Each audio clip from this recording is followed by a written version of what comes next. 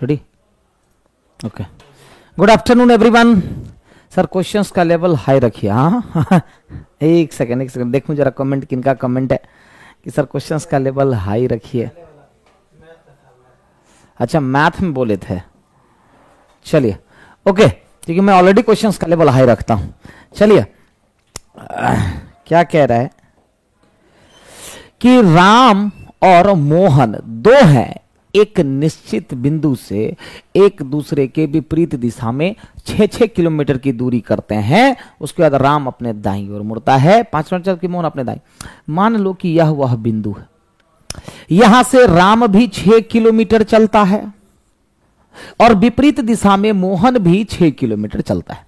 दोनों ने 6 किलोमीटर चला। देन उसके बाद राम अपने दाईं ओर मुड़ करके 5 किलोमीटर चलता है। यहां से राम क्या करता है, दाईं ओर मुड़ता है और 5 किलोमीटर चलता है, जबकि मोहन अपने दाईं ओर मुड़ करके 4 किलोमीटर चलता है। मोहन अपने किधर, राम जो है दाईं ओर मुड़ता है और मोहन भी अपने दाईं ओर मुड़ करके 4 किलोमीटर चलता है।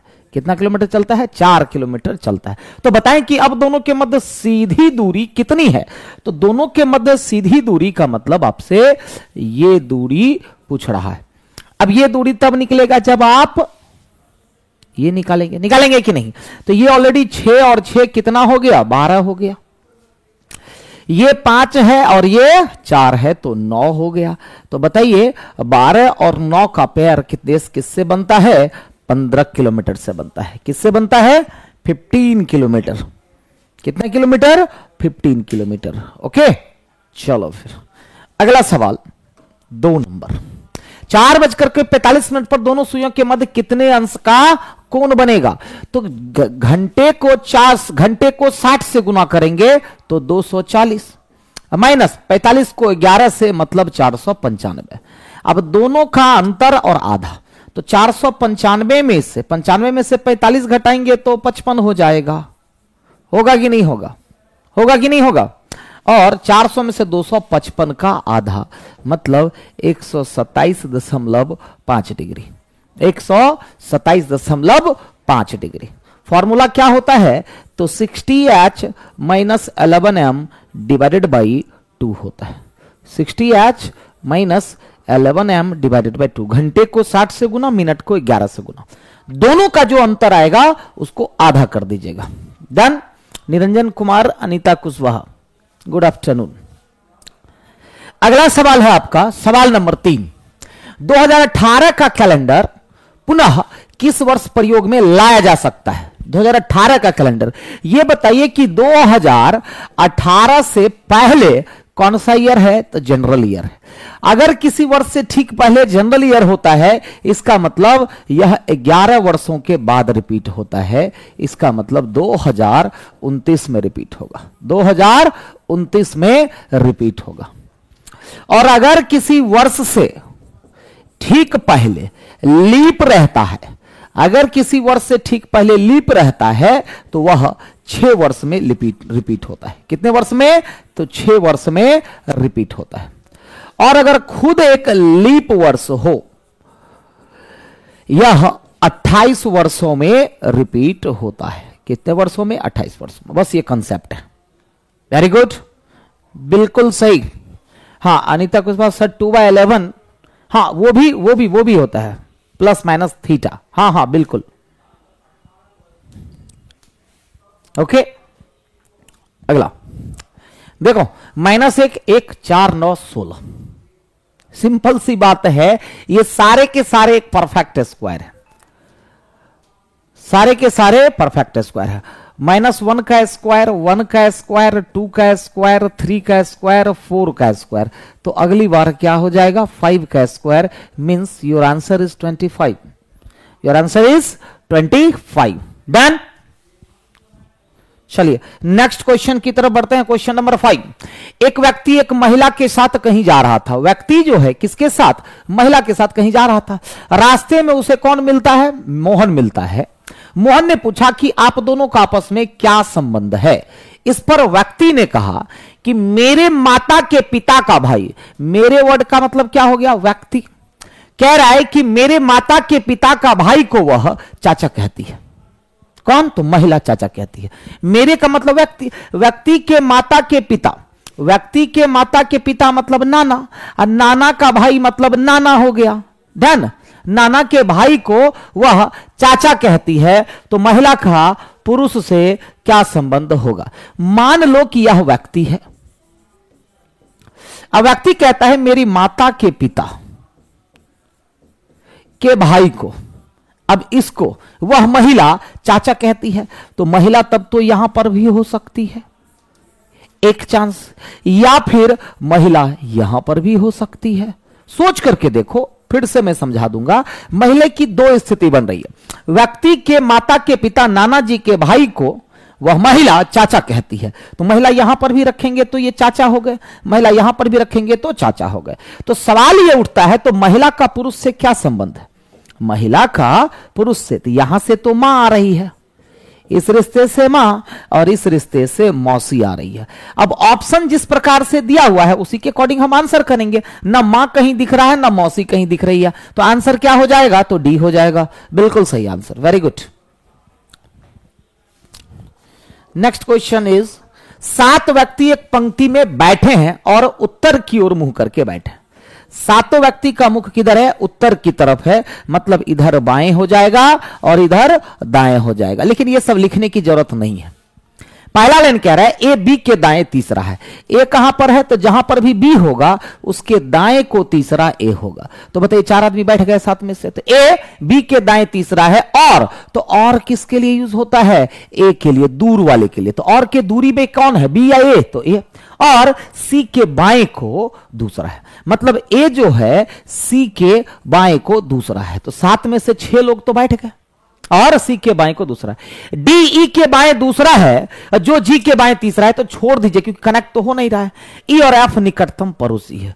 सोच करके देखो, ई और एफ निकटतम पड़ोसी है, तो यहां पर तो हो नहीं सकता है। 6 लोग हो चुके हैं, 7वां आदमी इधर, तो भी ई एफ नहीं होगा। अगर 7वां इधर तो भी है, तो ई और एफ फिक्स हो गया कि ई और एफ जो है वो यहीं हो सकता है और कहीं नहीं हो सकता। क्यों? क्योंकि ई और एफ निकटतम पड़ोसी है, और डी ई के बाएं को दूसरा है। तो अगर आप ई को यहां रखते हैं तो बाएं को दूसरा डी नहीं हो पाएगा। मतलब क्लियर हो गया कि ई और एफ और डी जो है यहां होगा। अब लाइन को मिलाओ, तो डी ई के बाएं दूसरा है, जो मतलब ई, जी के बाएं को तीसरा है, तो जी के बाएं को तीसरा है। डन हो गया कि नहीं हो गया? सवाल नंबर 1 कह रहा है ठीक मध्य में कौन बैठा है? तो ठीक मध्य में कौन भाई साहब बैठे हुए हैं? एफ बैठे हुए। Answer B. सर क्लास की टाइम लाइव डेली होती है? हाँ सर, हाँ क्लास इसी टाइम में लाइव डेली होती है, 1 बजे डेली होती है Anita. Okay, question number 2, 7 number, दाएं छोर से तीसरा कौन सा व्यक्ति है? तो जरा बताओ कि दाएं छोर से तीसरा व्यक्ति जो है कौन है? वो ए है। दाएं छोर से तीसरा व्यक्ति ए है, ऑप्शन से भी ए हो जाएगा। डन। Your next question. अच्छा, उस पर 2 ही क्वेश्चन था नहीं? हाँ ठीक है, 2 ही क्वेश्चन था। कह रहा सभी पुस्तकें डब्बे हैं। पी से पुस्तक हो गया, और जितने भी पुस्तक हैं सभी के सभी क्या है? डब्बे। सभी डब्बे क्या है? कलम है। फिर कह रहा सभी कलम क्या है? कागज है। के जी से कागज हो गया और के एल से कलम हो गया। डायग्राम हमने बना लिया। अब हम देखते हैं कि कंक्लूजन कौन सा सही होगा। पहला कह रहा है कि कुछ कागज पुस्तकें हैं। जब सारा डायग्राम साथ हो तो कुछ को देखते ही सही कर देना है, कुछ को देखते ही सही कर देना है। अब कह रहा है सभी पुस्तकें कागज है, तो सभी पुस्तकें कागज हैं। जब आप बाहर की तरफ जाते हो तो सभी जो होता है वो क्या होता है? सही होता है। और सभी डब्बे पुस्तक हैं, तो सभी डब्बे पुस्तक है, रिवर्स आ रहे हैं तो यह सभी गलत होता है। तो आपका आंसर हो जाएगा 1, 2 तथा 3 लागू होता है। 1, 2 तथा 3 लागू होता है। आंसर से सी हो जाएगा। Your answer is C. Done. 9 से 10 कह रहा 100 बच्चों की एक कक्षा में लड़कों और लड़कियों का अनुपात 3:2 है। तो 3:2 का मतलब क्या हो गया? किसका किसका? लड़के और लड़कियों का अनुपात। इसका मतलब 60 लड़के हो गए और 40 लड़कियां हो गई। इसमें तो कोई दिक्कत नहीं। डन। तो कह रहा है 100 बच्चों की कक्षा में लड़के और लड़कियों का अनुपात 3:2 है, मींस 60 लड़के और 40 लड़कियां। यदि कुल में राम का स्थान नीचे से 44वां है। अब यह बताओ कि राम अगर नीचे से 44वां है, ये रहा राम, राम अगर नीचे से 44वां है तो यहां तक 44 बच्चे हो गए, तो 56 बच्चे ऊपर होंगे कि नहीं होंगे बताओ। राम अगर नीचे से 44वां है तो 56 बच्चे बचे हुए हैं 100 में से, वो ऊपर होंगे। राम अगर नीचे से 44वां है तो इसके नीचे 43 छात्र होंगे कि नहीं होंगे? डन। लेकिन केवल लड़कों में ऊपर से 24वां है। अब राम को जब ऊपर से गिना गया तो 24वां लड़का का मतलब 23 लड़के होंगे यहां पर या नहीं होंगे बताओ।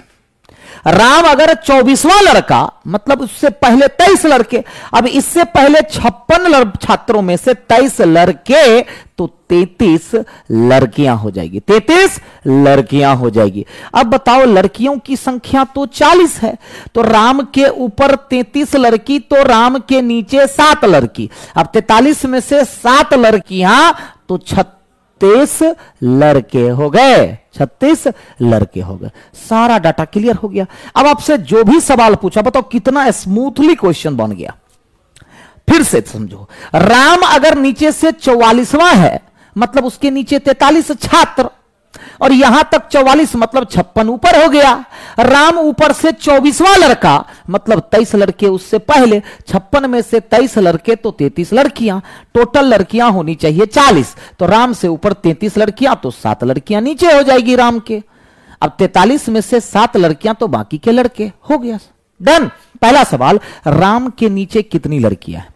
यह बताओ राम के नीचे कितनी लड़कियां हैं? तो राम के नीचे 7 लड़कियां हैं। ऑप्शन से कोई नहीं, ऑप्शन से कोई नहीं। अगला सवाल, राम का स्थान लड़कों में नीचे से क्या होगा? राम का स्थान नीचे से पूछ रहा है, लेकिन लड़कों में तो 36 के बाद है, ये 36 के बाद मतलब 37वां होगा कि नहीं होगा? राम का स्थान नीचे से लड़कों में कितना होगा? तो राम के नीचे 36 लड़के मतलब 37वां लड़का है, वो नीचे से वो 37वां लड़का है। इनमें से कोई नहीं, इनमें से कोई नहीं। और भी सवाल है इस पर? नहीं। अगला सवाल, ए बी का भाई है, अब बी सी की माता है।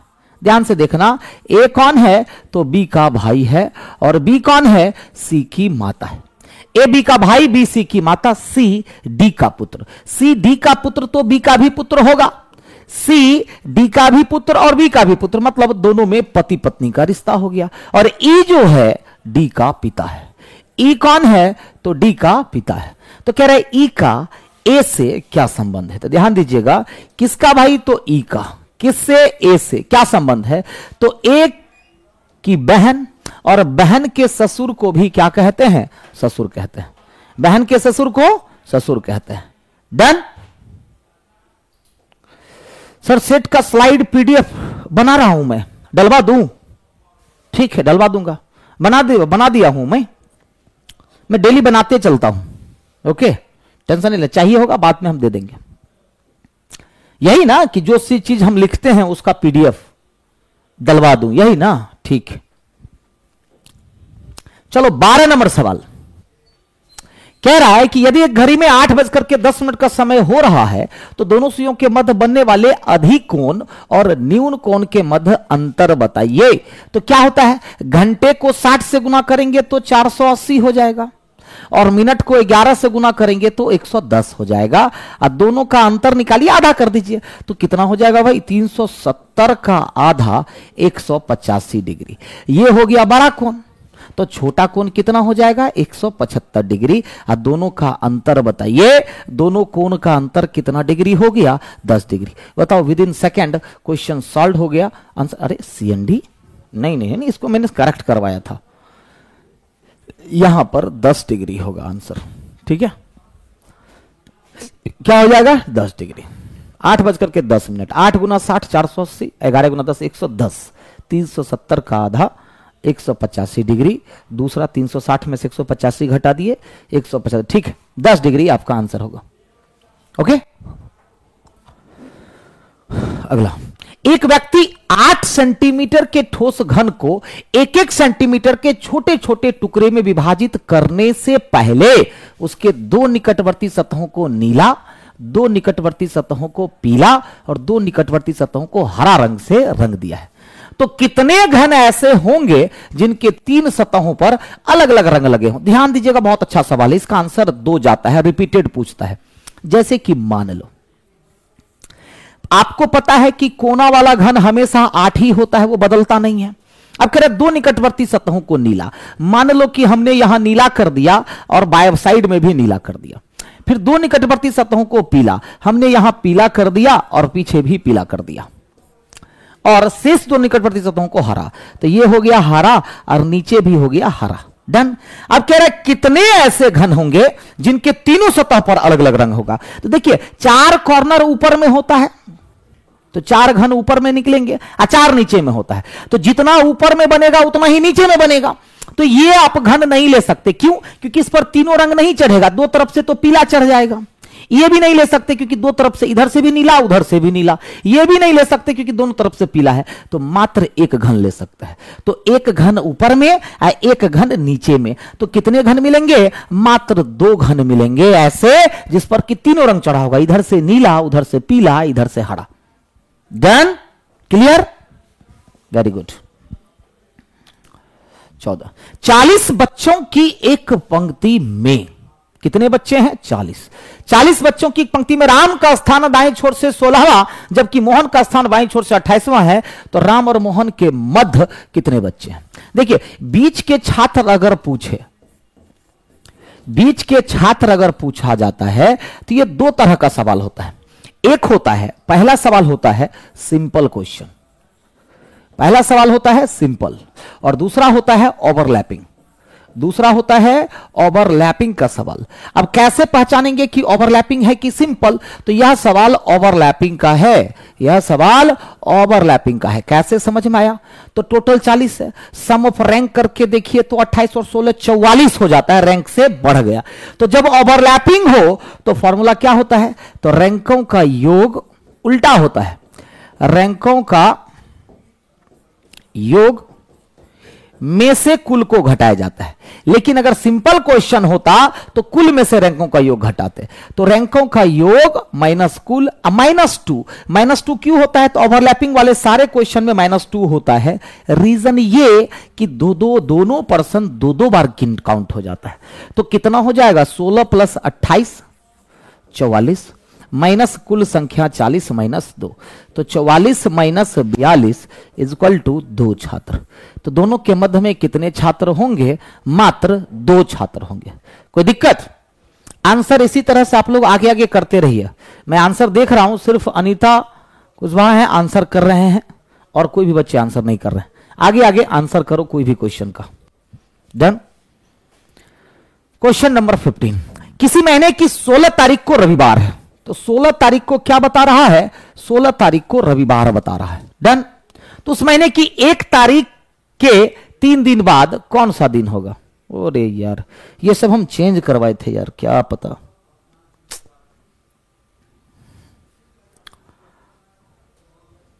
यहां पर 4 दिन बाद मैंने करवाया था, ठीक है। 1 तारीख से क्वेश्चंस को चेंज कर लीजिएगा। 1 तारीख से 3 नहीं, 4 दिन बाद कौन सा तारीख हो? 1 तारीख से 4 दिन बाद मतलब 5 तारीख को पूछ रहा है कि कौन सा दिन होगा, है ना। 5 तारीख को तो दोनों में कितने दिन का अंतर? 11 दिन का अंतर। 7 हटा दीजिए तो बच क्या गया? 4। 4 दिन आप माइनस कर लो, क्या हो जाएगा? बुधवार। क्या हो जाएगा? बुधवार हो जाएगा। क्या हो जाएगा? बुधवार।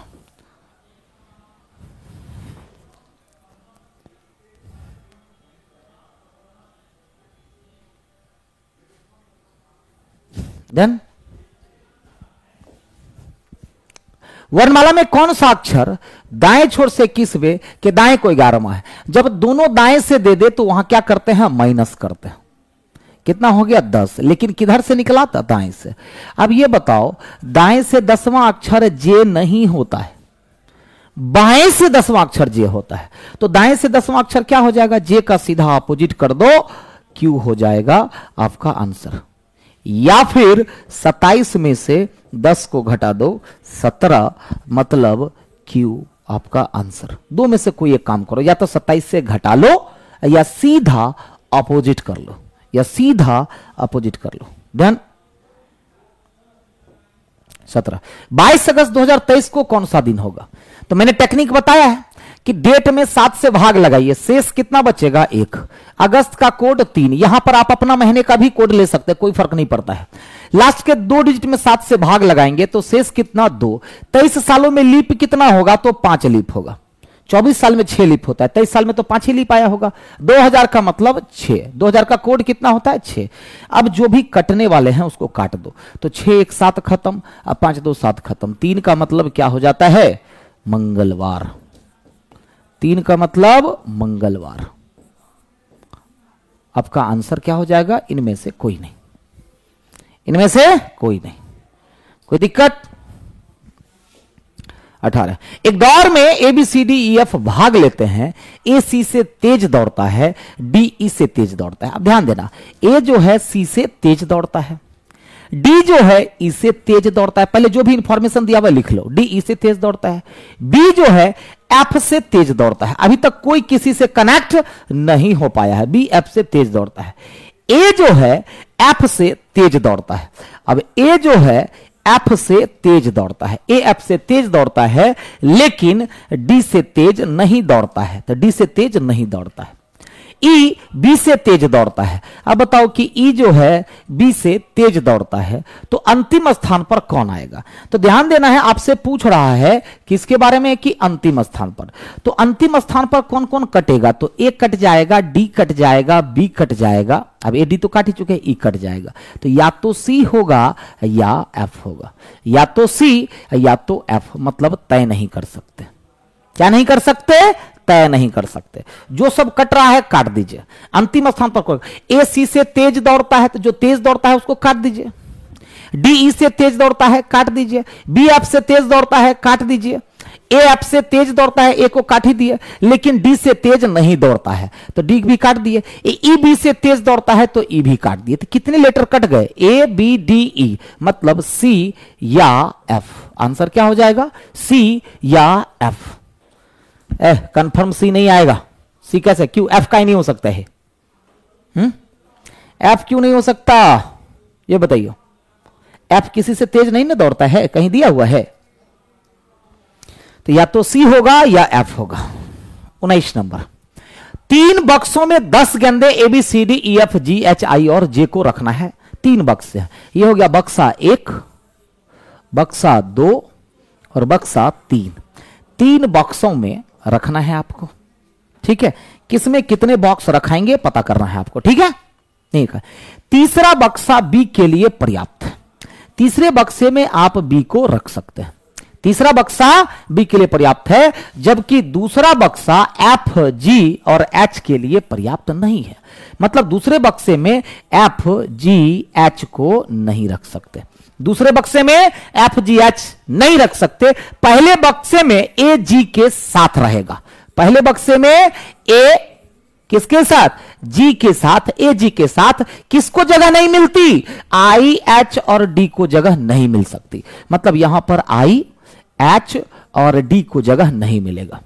तो पहले बक्से में A, G के साथ I, H और D को जगह नहीं मिलती, जबकि तीसरे बक्से में E नहीं रखा जा सकता।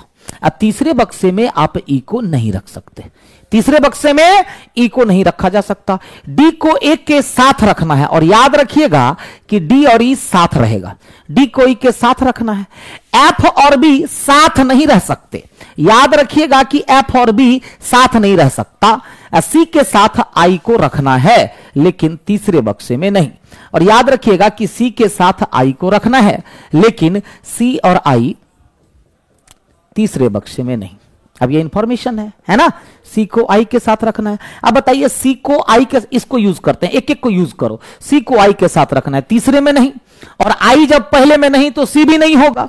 तो C को I के साथ रखना है, तो C को I के साथ चलो रख दिया, इसका यूज आपने कर लिया। अब D को E के साथ रखना है, D यहां नहीं होगा, तो डी ई नहीं, डी साथ में होगा, डी यहां नहीं, ई यहां नहीं, मतलब डी तथा ई यहां पर हो जाएगा, डी तथा ई यहां पर हो जाएगा। इसका भी यूज कर लिए कि नहीं कर लिए? कर लिए ना। एफ और बी साथ नहीं रह सकते, तो एफ यहां नहीं रहेगा, तो एफ कहां रहेगा? यहां पर रहेगा, है ना। अब देखिए एच ना यहां और एच ना यहां, तो एच यहां हो जाएगा। डन। एच ना यहां और एच ना यहां। अब बच कौन गया है? A B C D E F G H I और जे बच गया है।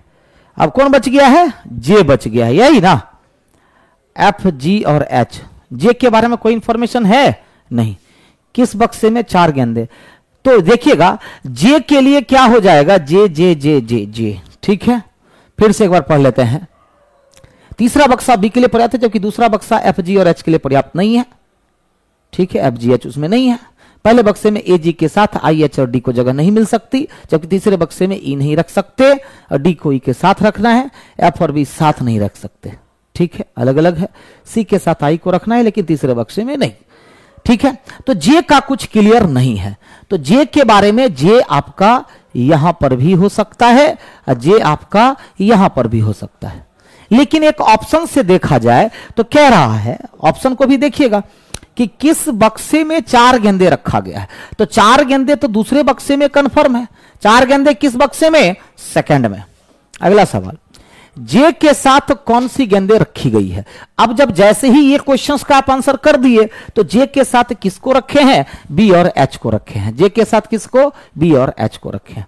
21, एफ किस बक्से में रखा जाता है? तो एफ बताइए, एफ कहां पर है? एफ किस बक्से में रखा जाता है? तो बक्से 1 में रखे जाते हैं। किसमें? 1 में। डन।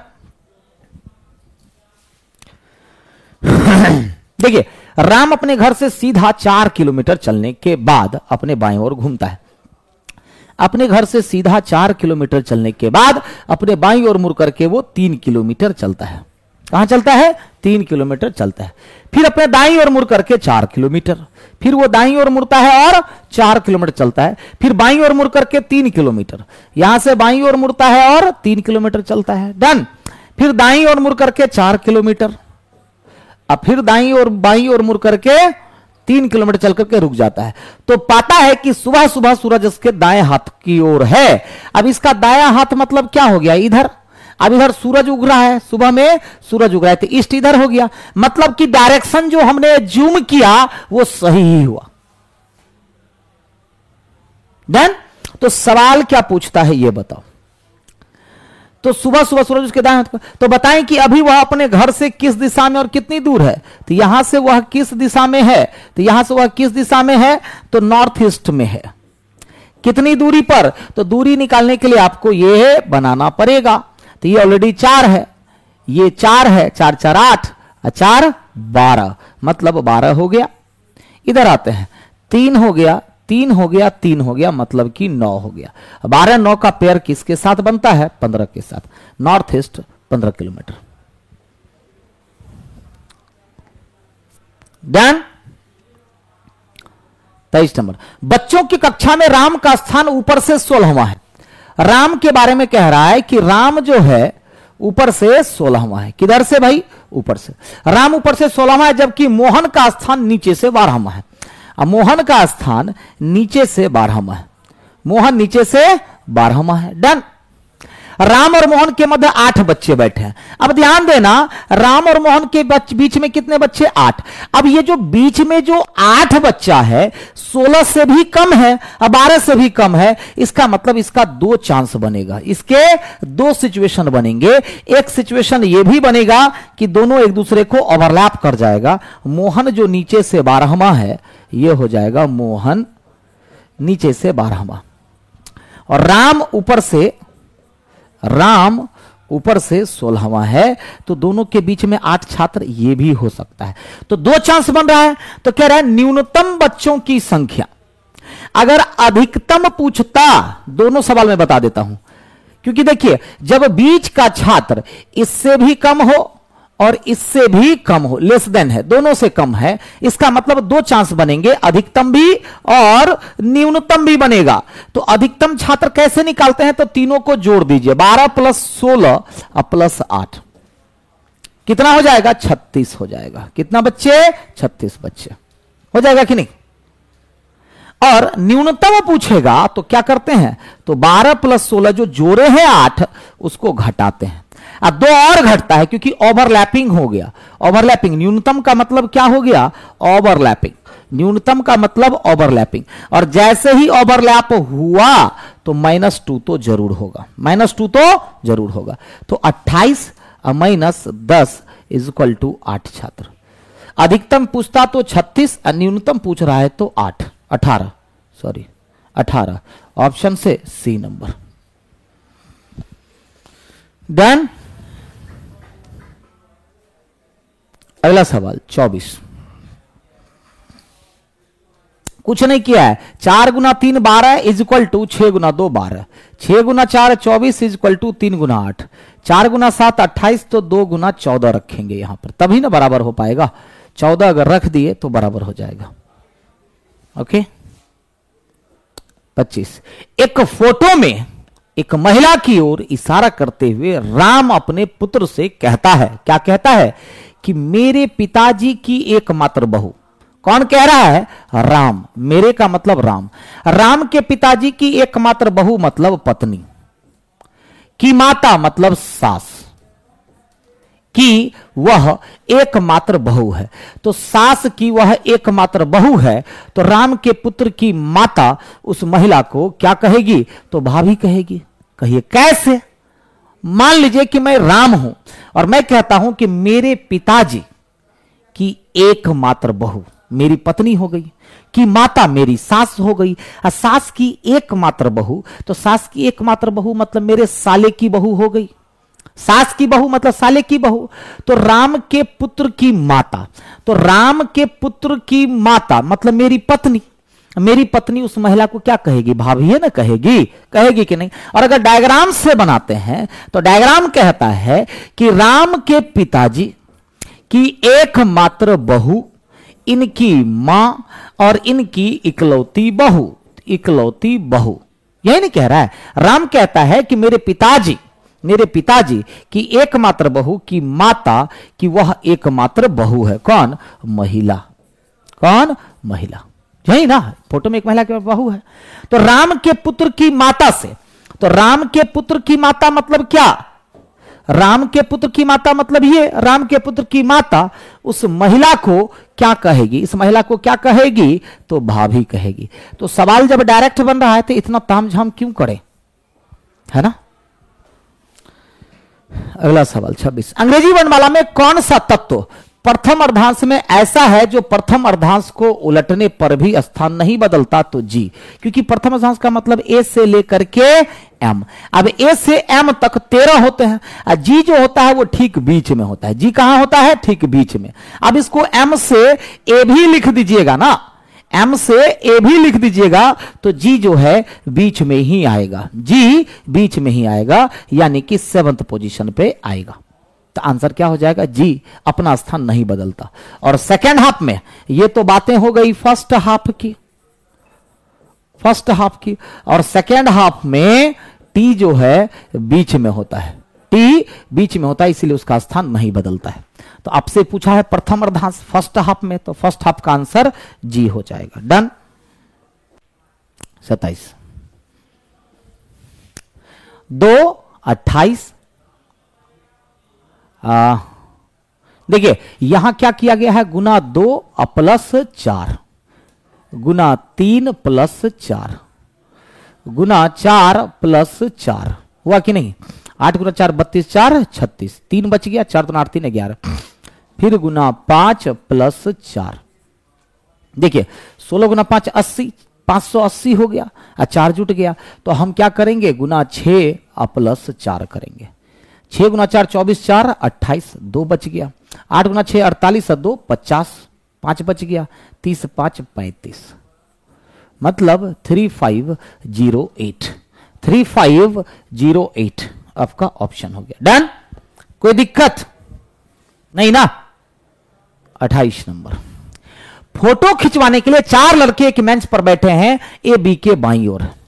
अब ए बी के बाईं ओर है, ठीक बाएं है ये अभी नहीं बता सकते, ए बी के बाईं ओर है। सी बी के दाईं ओर है। सी कहां है? बी के दाईं ओर है। डी बी और सी के बीच में है। तो हो गया, चारों लोग बैठ गया ना, डी बी और सी के बीच में। फोटो में बाएं से दूसरा कौन है? तो जरा बताइए, फोटो में बाएं से दूसरा व्यक्ति कौन है? बी है। फोटो में बाएं से दूसरा व्यक्ति कौन है? बी। ओके, 29। निम्न में से असंगत डिफरेंट का चयन करें। 137 हो जाएगा। क्यों? क्योंकि यह एक प्राइम नंबर है, यह एक प्राइम नंबर है, बाकी सारे कटने वाले नंबर है। ठीक है, बाकी सारे कटने वाले। क्लियर? 30 नंबर। अमित राहुल का बेटा है। अमित जो है वह राहुल का बेटा है। अमित राहुल का बेटा है। राहुल की बहन सारिका को एक बेटा, राहुल की बहन सारिका को एक बेटा सोनू है। सानू नहीं, वो सोनू होगा। ठीक है, सोनू होगा, सानू नहीं सोनू होगा। ठीक है, सोनू तथा एक बेटी रीता है, और एक बेटी रीता है। डन। राजा सोनू का मामा है। राजा कौन? सोनू का मामा है। तो राजा सोनू का मामा है, तो राजा ये हो गया, मतलब ये मम्मी और ये दोनों मामा। राजा सोनू का मामा है। रीता राजा से किस प्रकार संबंधित है? जरा बताइए कि ये जो रीता है आखिर राजा से किस प्रकार संबंधित है? राजा की बहन की बेटी, मतलब भांजी है। क्या है? भांजी। क्या हो जाएगी? भांजी। ऑप्शन से सी। डन। 31 नंबर। लक्ष्मण मेरे घर से पश्चिम की तरफ 15 किलोमीटर जाता है। ठीक है, फिर वह बाईं ओर मुड़ करके 20 मीटर जाता है। वह बाईं ओर मुड़ा और 20 मीटर जाता है। फिर वह पूर्व की ओर 25 मीटर जाता है। पूर्व की ओर 25 मीटर जाता है ना, तथा अंत में बाईं ओर मुड़ करके 20 मीटर। तो बाईं ओर मुड़ा और 20 मीटर चल गया। तो सवाल पूछा वह मेरे घर से कितना दूर है? तो यहां से बताइए इसकी दूरी कितनी हो जाएगी? 10, क्योंकि टोटल 25 है। अब 15 10 25 ऊपर में भी होना चाहिए, तो कितनी दूरी पर है? तो 10 किलोमीटर की दूरी पर है। डन।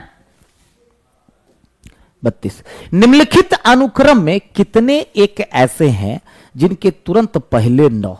कितने एक ऐसे हैं जिनके तुरंत पहले 9 किंतु बाद में 7 नहीं आता है? तो 91 ढूंढना है, लेकिन साथ में नहीं। इस 91 को आप ले सकते हैं। 9 कहां है? देखिए, इस 91 को आप नहीं ले सकते क्योंकि बाद में 7 आ गया। फिर देखिए 91 कहां दिखा? 91 है, नहीं ले सकते क्योंकि बाद में 7 आ गया। तो कितने मिले? केवल 1 मिले। कितने मिले? केवल 1 मिला। 33। निम्नलिखित लुप्त संख्या ज्ञात कीजिए। क्या लगता है क्या किया गया है? 4 3 7 2 9 2 11, सबको जोड़ दीजिए। 11 आया, अगुना 3 33, सबको जोड़ दीजिए। 5 4 9 3 12 2 14। ओहो हो, ये नहीं किया गया है। डन। 11 गुना 3 नहीं नहीं नहीं नहीं नहीं। अच्छा, एक काम करते हैं, ये नहीं किया गया है तो ये देखते हैं। 4 का स्क्वायर कितना? 16। 9 4 4। अब ऐड करके देखिए तो 16 9 25, 4 29, 4 33। आ गया कि नहीं आ गया? तो यहां पर भी हम क्या कर देंगे? 16 9 25, 4 29 और 25 54 आ गया। तो हम भी क्या करेंगे? 4 का स्क्वायर 16 9 25 और 36, 25 और 36 61 और 25 86। कितना हो जाएगा? 86। क्लियर? 86 हो जाएगा। समझ में आया? सबका स्क्वायर किया और जोड़ करके लिख दिया है। निम्नलिखित में से कौन भिन्न है? टोक्यो, लंदन, न्यूयॉर्क या बीजिंग? लंदन हो जाएगा क्योंकि ये एक क्या है? कंट्री है, कंट्री है। ठीक है, अब बाकी सारे क्या है? कैपिटल है। Capital of a country, capital of a country, capital. शायद यही लॉजिक है ना जी, आप लोग देख लीजिए। यही होगा ना आंसर? लंदन ही ना जी, लंदन तो एक कंट्री है, बाकी सारे क्या है? कैपिटल है। या सिटी है लंदन? हाँ तो चलो लंदन क्या है? सिटी है। London is a city and others are capital. City या कंट्री जो भी कहिए आप, अला सभी किताब कलम है, मतलब जितनी भी किताब है ना सभी के सभी कलम है। डन। और सभी कलम जो है ना वो इंक है। डन। कुछ इंक जो है वो काला है, काला है, कुछ इंक काला है। चलो पहला देखते हैं, सभी किताब काला हो सकता है।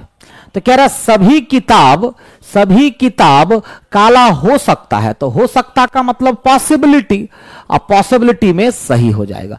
सभी किताब काला हो सकता है तो बिल्कुल सही। डन। सभी इंक किताब हैं, क्या सभी इंक किताब है?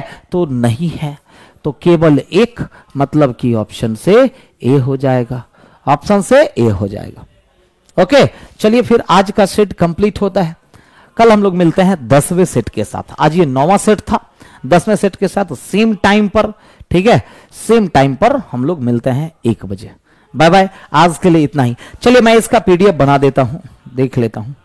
Export D drive session 4। Okay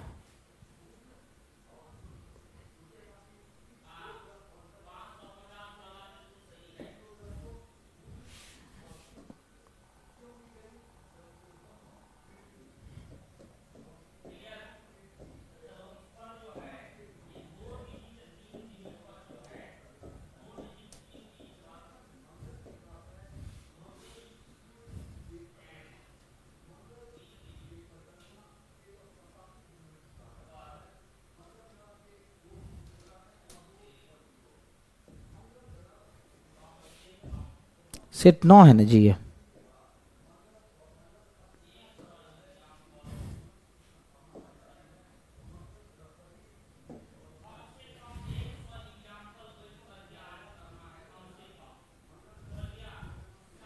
देख लो जरा आ गया है कि नहीं।